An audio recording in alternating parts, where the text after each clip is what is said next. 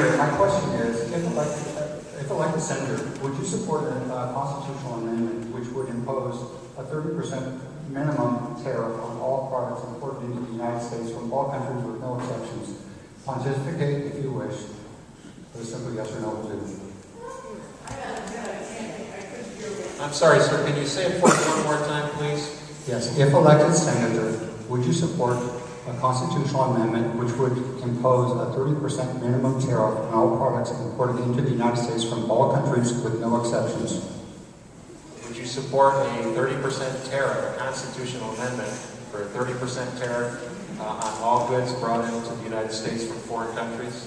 From all countries with no exceptions at No any time. exceptions. Okay, Cathy says no. Rodney? Let's just say no, but you offered the chance to pontificate, so I'm going to What I will commit to doing as Arizona's next U.S. Senator is adjusting our tax code. Adjusting our tax code to make sure that the large corporations that are shipping jobs overseas to bring parts in are taxed at a higher rate.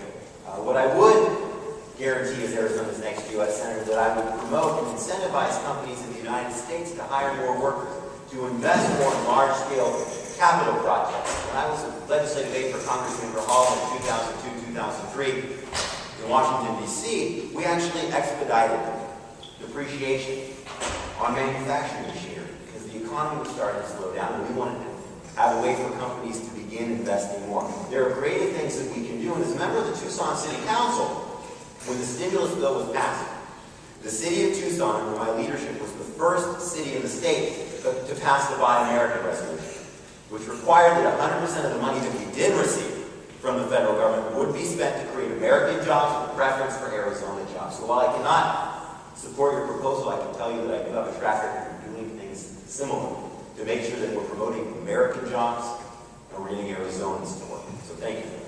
Thank you, Rodney. Randy, would you support a constitutional amendment for a 30% tariff against... Since you asked a yes or no question, I'll say no, and to save time for more questions, I'll just let it pass. I'll follow up with Randy.